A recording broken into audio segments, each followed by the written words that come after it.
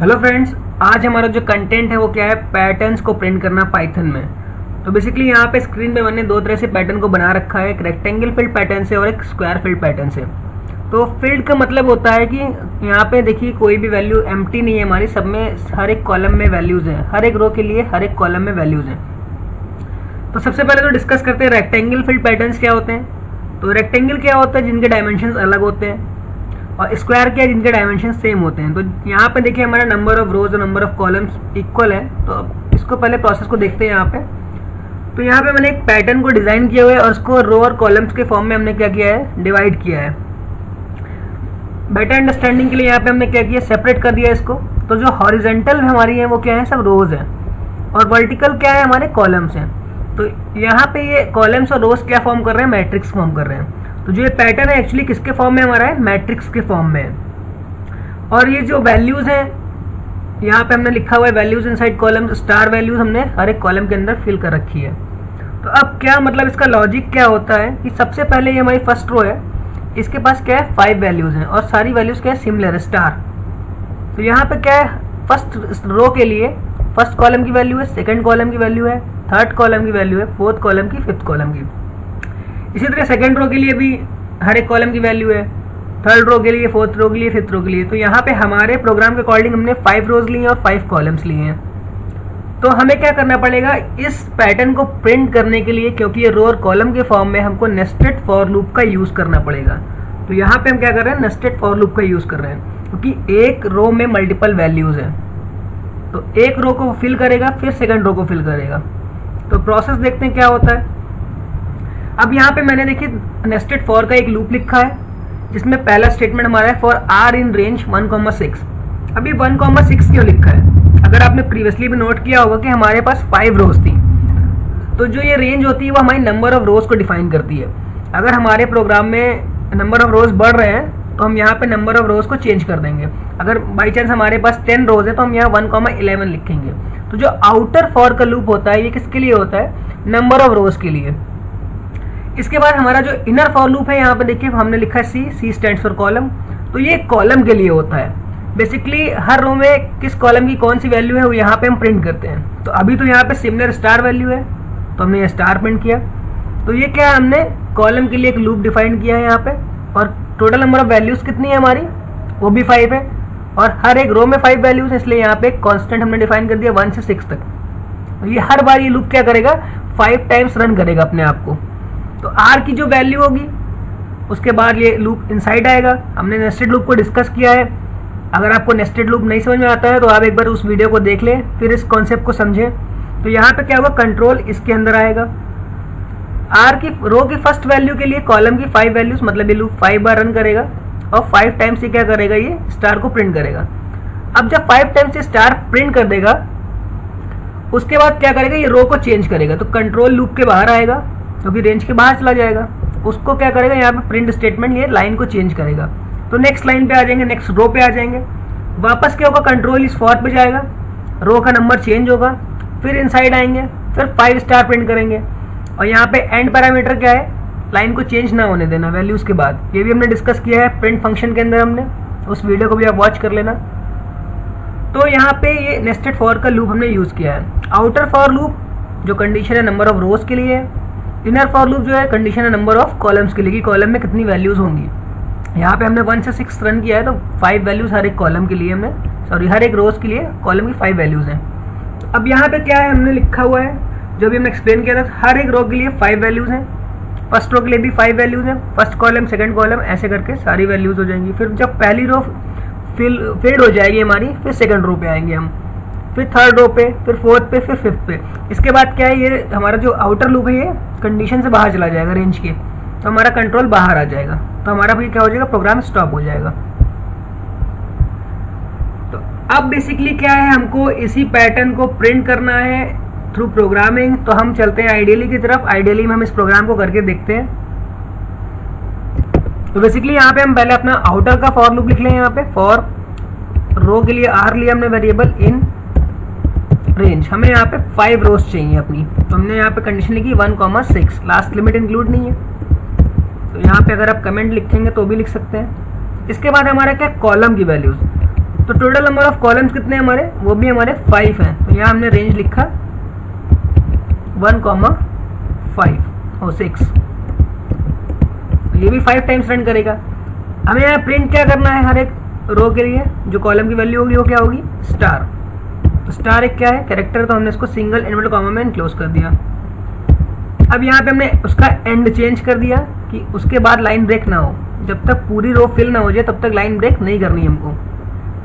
इसके बाद जब हम इस लूप के बाहर आएंगे फॉर के, तो हमें लाइन को चेंज करना, तो हमने यहाँ प्रिंट स्टेटमेंट लिखा ब्लैंक। इस प्रोग्राम को हम रन करके देखते हैं, सेव कर लेते हैं। यहाँ पे हम लोग PAT के नाम से मैंने यहाँ पे पहले से ऑलरेडी रिप्लेस कर दिया। तो यहाँ पे देखिए हमारा ये फिल्ड रेक्टेंगल पैटर्न प्रिंट हो गया, जिसमें फिल्ड स्क्वायर पैटर्न, क्योंकि नंबर ऑफ रोज और नंबर ऑफ कॉलम्स हमारे इक्वल हैं। तो सिमिलरली अगर यहाँ पे हम अपने रोज की वैल्यू यहाँ पे 10 कर दें, तो अब हमारा क्या नंबर ऑफ रोज क्या हो जाएंगी, 10 पे 9 होंगी, तो 11 कर देते हैं। यहाँ पे नंबर ऑफ रोज अब कितनी हो जाएंगी, 10 हो जाएंगी। और हर एक रो के लिए कॉलम की उतनी वैल्यू होगी, हमने यहाँ पे कुछ नहीं चेंज किया, तो 5 वैल्यूज हो जाएंगी कॉलम की। तो 10 रोज में हर एक रो में 5 वैल्यूज हो जाएंगी।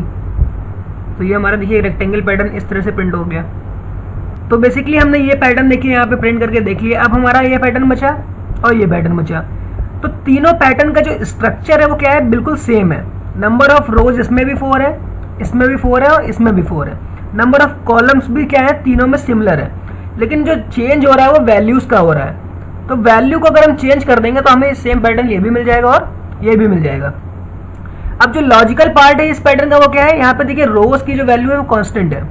तो रो 1 के लिए सब 1 है, रो 2 के लिए सब 2 है, तो रो की वैल्यू क्या है, कांस्टेंट है। तो यहाँ पे इस पैटर्न को प्रिंट करने के लिए हमें रो के वेरिएबल को प्रिंट करना पड़ेगा, जो आउटर फॉर लूप का वेरिएबल है उसे प्रिंट करना पड़ेगा, क्योंकि वो रो को डिफाइन कर रहा है। इस पैटर्न को प्रिंट करने के लिए हमें यहाँ पर देखिए कॉलम की वैल्यूज वर्टिकल जो है वो क्या है, सिमिलर है, तो कॉलम की वैल्यूज कांस्टेंट है। तो कॉलम का जो वेरिएबल है उसको प्रिंट कर देंगे तो इस तरह से पैटर्न मिलेगा, क्योंकि जो इनर लूप होता है वो कॉलम के लिए होता है। तो जैसे इसको आइडियली पे रन करके देखते हैं हम लोग, इस पैटर्न को हम लोग कैसे प्रिंट कर सकते हैं। तो यहाँ पे क्या है, हमारे नंबर ऑफ रोज कितनी थी, वहाँ पे 5 थी, तो इसको 1,6 कर लिया। और नंबर ऑफ रोज 4 थे तो इसको 1,5 कर लिया। और नंबर ऑफ कॉलम्स कितने थे, 1,6 कर लिया, क्योंकि नंबर ऑफ कॉलम्स वहाँ पे 5 थे। अब बेसिकली हमको अगर इसको हम रन करते हैं तो देखिए स्ट्रक्चर तो हमें यहाँ पे दिख जाएगा कि ये स्क्वायर फील्ड हमारा ये पैटर्न आ गया, एक सॉरी रेक्टेंगल फिट पैटर्न आ गया, क्योंकि नंबर ऑफ रोज 4 है और एक कॉलम 5 है। अब बेसिकली क्या करना है, हमें यहाँ पे इस वैल्यू को चेंज करना है, क्योंकि स्ट्रक्चर हमारा सेम है। स्ट्रक्चर सेम है तो हम वैल्यू को चेंज करेंगे। वैल्यू क्या करना है हमें, अगर हम यहाँ पे आर वेरिएबल प्रिंट कर देते हैं ये वाला, तो ये किसका वेरिएबल है, आउटर फॉर लूप का, जो कि हमें डिफाइन कर रहा है नंबर ऑफ रोज को। तो रोज कांस्टेंट हो जाएंगी, इसकी वैल्यू प्रिंट करनी है, इसलिए इसको सिंगल इनवर्टेड कॉमा में नहीं लिखा हमने। तो यहाँ पे इसको रन किया हमने। अब देखिए हमारा जो ये रो है वो सब क्या आ रही, कांस्टेंट आ रही है, और हर बार जो आर की वैल्यू हो रही है वो क्या हो रही है, प्रिंट होती जा रही है। तो यहाँ पे आर की वैल्यू क्या है, 1 से स्टार्ट हो रही है और 4 तक जा रही है। तो 1 पे सब 1 हो गया, 2 पे सब 2 हो गया। सिमिलरली अगर आपको कॉलम कांस्टेंट करना तो आपको यहाँ पे सी प्रिंट करना पड़ेगा। तो इसको अगर हम रन कर दें तो यहाँ पे क्या हो जाएगा, हमारा कॉलम की वैल्यूज होंगी वो कांस्टेंट प्रिंट होंगी। देखिए अब कॉलम्स क्या होंगे, वर्टिकल जो है कॉलम से वो वैल्यू कांस्टेंट आ रही है। तो अब जो मेन चीज डिस्कस करनी है हमको ये क्या है कि यहाँ पे देखिए हमारी जो रोज है हमें बार बार लिखना पड़ रहा है, कॉलम्स को बार बार लिखना पड़ रहा है। अब हमें अगर रोज इंक्रीज करनी हो, कॉलम इंक्रीज हो, तो हमें इस नंबर को चेंज करना पड़ेगा। तो ये हमारा प्रोग्राम क्या हो रहा है, स्टैटिक हो रहा है। हमें इसको डायनामिक बनाना है, यूजर से इंटरेक्ट करवाना है। तो जो भी हम चाह रहे हैं यहाँ पे रोज की वैल्यू और कॉलम्स की वैल्यू यूजर के थ्रू आए, तो हम क्या कर सकते हैं, उन्हें यूजर से एक्सेप्ट कर सकते हैं इनपुट फंक्शन के थ्रू। तो यहाँ पे मैंने एक वेरिएबल ले लिया NC, नंबर ऑफ कॉलम्स। तो यहाँ पे यूजर को इंस्ट्रक्शन दिया कि हमें कितने number of, NC means number of columns है, यहाँ पे बोल दिया उसने नंबर ऑफ कॉलम्स कितने चाहिए मुझे। यहाँ पे एंटर नंबर ऑफ कॉलम्स। अब बेसिकली हम नंबर ऑफ रोज भी यूजर से एक्सेप्ट कर सकते हैं, तो हमने NR करके ले लिया नंबर ऑफ रोज के लिए।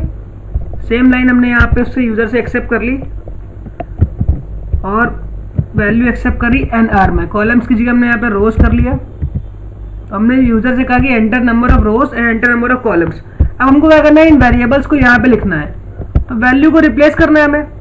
तो यहाँ पे अगर हम NR लिखेंगे तो क्या हो जाएगा, हमारी नंबर ऑफ रोज जो यूजर एंटर करेगा उसकी लास्ट लिमिट हमारी रह जाएगी, क्योंकि रेंज उसको इंक्लूड नहीं करेगा। तो उसके लिए हमें क्या करने का पढ़ना पड़ेगा, +1 करना पड़ेगा यहाँ पे। सिमिलरली सेम कॉलम में भी क्या करना पड़ेगा, NC+1। अभी NC+1 आपको पता है रेंज लास्ट लिमिट को इंक्लूड नहीं करता है। तो यहाँ पे हम इसको रन करके देखते हैं। अब सबसे पहले इस प्रोग्राम को रन किया तो यहाँ पे उसने हमसे नंबर ऑफ रोज को पूछा, तो हमें जितनी नंबर ऑफ रोज प्रिंट करनी है उतने कर सकते हैं। हमने यहाँ पे लिख दिया 15 नंबर ऑफ रोज हमें चाहिए। उसने पूछा कॉलम्स कितने चाहिए, हमने कहा 10 कॉलम्स चाहिए। तो यहाँ पे देखिए उसने इस तरह से वैल्यूज को प्रिंट कर दिया। और यहाँ पे अगर हमें स्टार प्रिंट करना होता तो हम स्टार पैटर्न का भी देख सकते हैं यहाँ पे। तो यूजर से इंटरेक्ट करने के लिए हमें उससे वैल्यूज को एक्सेप्ट करना होगा। तो स्टार प्रिंट करके देख लेते हैं यहाँ पे। नंबर ऑफ रोज हमने बोल दिया 15, नंबर ऑफ कॉलम्स हमने 10 बोल दिया। देखिए इस तरह से वो वैल्यूज आ गई। तो बार बार हमें चेंज नहीं करना पड़ेगा। और यहाँ पे अगर हम ये +1 वाला कॉन्सेप्ट नहीं लगाएंगे तो क्या हो जाएगा, हमारी लास्ट वाली जो वैल्यू है वो क्या हो जाएगी, छूट जाएगी हमसे, हमें उसको इंक्लूड नहीं करेगा रेंज। तो अब यहाँ पे अगर यूजर ने एक बार फिर से रन करते हैं इसको, स्क्रीन विजिबल नहीं है। अगर यूजर ने एंटर करा 5, तो हमने क्या करा है यहाँ पे देखिए, यूजर ने नंबर ऑफ रोज एंटर करी 5 और कॉलम भी 5, लेकिन क्या हो रहा है यहाँ पे 4 रोज और 4 कॉलम्स आ रहे हैं। ऐसा क्यों हो रहा है, क्योंकि वो लास्ट लिमिट को इंक्लूड नहीं कर रहा है। NR की वैल्यू 4 आ रही है, NC की वैल्यू 4 आ रही है, और 1,4 पे लूप कहाँ तक चलेगा, 1 to 3 पे। तो यहाँ पे +1 करना ही पड़ेगा हमें अगर उसकी लास्ट लिमिट को इंक्लूड करना है। तो बेसिकली अगर आपको ये ट्यूटोरियल अच्छा लगा हो तो आप इस ट्यूटोरियल को फॉलो करिएगा, और इसमें हम पैटर्न को डिस्कस करेंगे डिटेल में। अब जो हमारा नेक्स्ट जो वीडियो होगी उसमें हम लोग राइट एंगल, ट्रायंगल और ये पिरामिड टाइप के जितने पैटर्न है सबको प्रिंट करेंगे। तो मिलते हैं फिर आपसे नेक्स्ट वीडियो सेशन में। Thank you for watching the video.